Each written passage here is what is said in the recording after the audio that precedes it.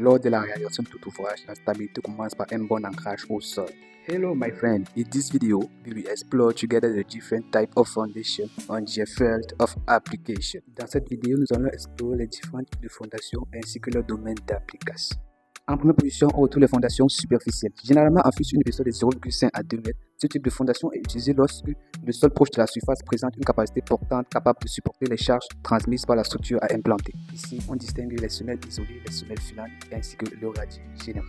En deuxième position, nous retrouvons les fondations semi-profondes. Généralement en sous une profondeur comprise entre 2 et 6 mètres. Ce type de fondation est utilisé lorsque le sol présent en surface n'est pas capable de supporter les charges transmises par la structure. Mais au-delà de ce sol-là, nous avons un sol à une distance modérée capable de supporter ces charges-là.